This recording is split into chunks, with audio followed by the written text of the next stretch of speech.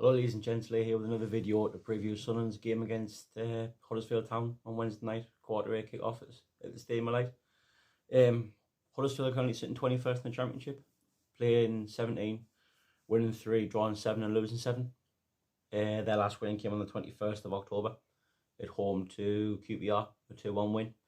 They have lost 3 of the last 6, a 4-0 defeat to Cardiff, a 4-1 defeat to Leeds and a 1-0 defeat to Hull. They did get a good result the weekend. They drew 1-1 with Southampton, scoring a goal late on. Currently managed by Darren Moore. He's been in charge since September 21st, replacing Neil Warnock, who was there last season. He took charge halfway through last season. He's overseen 10 games, drawn 5, losing 4 and winning the only once, which was the QPR game. Their top scorer is Michael Hellick with 4 goals, and the concern thing for me is he's a centre-back. So does that mean they're in danger from set pieces? I imagine so if he's the top scorer. One player to definitely look out for, he's probably their best player, is Jack Redoni. Previously linked to Sunderland last summer. According to all the local journals, we tried very, very hard to get Jack Redoni. And when he played at the Stadium Night, he didn't play too badly actually. But he's probably Huddersfield's best player. He's got 3 goals this season and no doubt will provide a threat tomorrow night. Last season, we won 2-0 away to Huddersfield thanks to goals from Alex Pritchard and Amad Diallo. And we drew 1-1 at the Stadium of Light thanks to a goal from Joe Gellard. Conveniently, the last time Sunderland striker scored was that Joe Gellard goal versus Huddersfield. Huddersfield are a former Premier League team, so they have got a bit of pedigree behind them. They spent 2 seasons in the Premier League after getting promoted through the playoffs under David Wagner. But since that first season when they stayed up, they've just dropped like a stone really. They've went from like a Premier League team to a playoff pushing team to more or less bottom half relegation threatened team, which explains why Neil Warnock was in there last season. I would say if Neil Warnock was in charge, I'd be a lot more concerned, because a lot of people, I agree with what a lot of people said, is that Neil Warnock can get players up for games. He's very, very good at setting his team up. Does Darren Moore have that ability about him? I don't know. Obviously, he arguably should have won the league last season with Sheffield Wednesday, and he didn't. He ended up getting through by the playoffs by the skin of his teeth, really. Not just the semi-final itself when they were 4-0 down, but they had to take a 120th minute goal from Josh Windass to get Sheffield Wednesday promoted. So I don't know. Me heart is saying a comfortable 4-0 win for Sunderland. If we turn up, get an early goal and just swap them aside like we should be doing, because if we don't get a win against Huddersfield, that'd be very, very disappointing. But somewhere in the back of my head says it could be a 1-1 draw, because will they come and set up 11 men behind the ball? Probably. I don't know how the style of football Darren Moore plays. I know he had, obviously, speaking of Sheffield Wednesday last season, he had a big physical team. I'm not entirely sure he has that at Huddersfield Town. So if he comes 6, 11 men behind the ball and we struggle to break them down, then it could suit a 1-1 draw. But the old cliche is the home support can suck the ball in the back of the net for you at times. So if we get an early one, I think we'll swap them aside 3 or 4-0. I'm going to go on my heart and say 3 or 4-0, because I'm confident we'll get back to winning ways tomorrow night. Team selection for me, I'd go back to 4-2-3-1.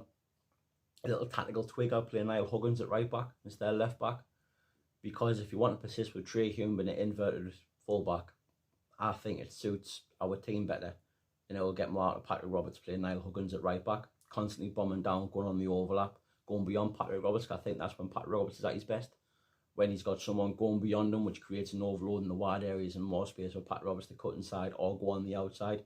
You look at last season when we played, obviously we haven't got him now, but Almad was in 10 yards of him, and didn't just have that, you had Trey Hume bombing on the overlap as well. And I thought against Birmingham, when Niall Huggins played right back, I thought the two of them played really, really well together. Obviously Niall Huggins going beyond him, causing issues which allowed Patrick Roberts to cut inside and he looked dangerous.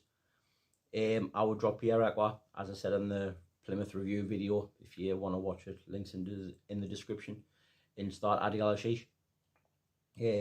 Move Daniel into the 6, play Al-Ashish as that more advanced midfielder in the 4-2-3-1.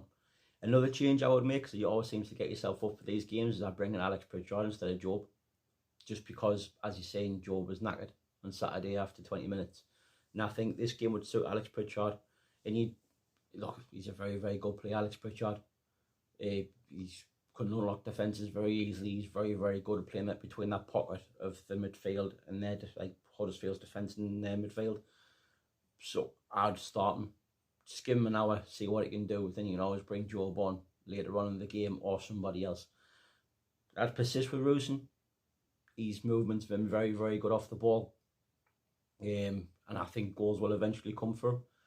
Been a bit unlucky, but then again, as a centre forward, you create your own luck. Like as you said on Saturday when he went to control that ball with his chest and it's gone through his legs, you expected a centre forward in the Championship to get that down, at least get a shot away. He could have done a little bit better with his header at the back post. I know Tony Mowbray came out in his post-match press conference and said he took him off because he missed a few chances. But you're seeing that I'm saying we'll create chances. We always do. And I think the goals will eventually come for Naz. Whether it's tomorrow night or not is a different matter. I wouldn't be surprised if it does. I will not be surprised if it does.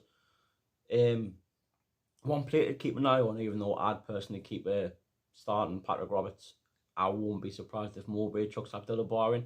He doesn't deserve it. I don't think he did very much when he came on against Birmingham. He didn't do very much when he came on at the weekend. But with the form Roberts is in, I wouldn't be surprised if Tony Mowbray chucks Abdullah Bar in to rotate the squad a little bit. Other than that, it's like itself. I know there's been a lot of talk of dropping Luke O'Nien. And I was, after the game on Saturday, I was one of them. I would have potentially looked to drop O'Nien. But he's a good player. It's just he's off the field antics when he does his shithousery. It looks good and funny when you're winning and it's going well for you. But when you're chasing the game 2-0 and you haven't had the best of games yourself and you try to do it, just looks a lot on the borderline pathetic and sad. And he should know better, being in the more experienced player in the group. He's 29-year-old. He's not a Ben.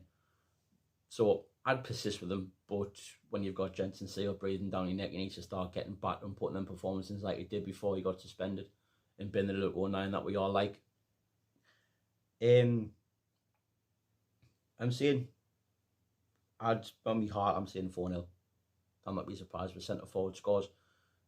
So obviously Jack Clark get back to scoring. He hasn't scored for a couple of games, I don't think. Now I won't be surprised if Al-Shish gets a goal as well. He came very close at the weekend. One player who I do not want to see on the pitch at the weekend, and this is an agenda for me, is Bradley Dack. As far as I'm concerned, he can go out and run ITV for the day. Go and support his wife and Loose Women. Just sit behind the curtain and watch her. Gone out for a meal, whatever. But I do not want to see Bradley Dack on the pitch at the weekend. Tomorrow night. Offers nothing.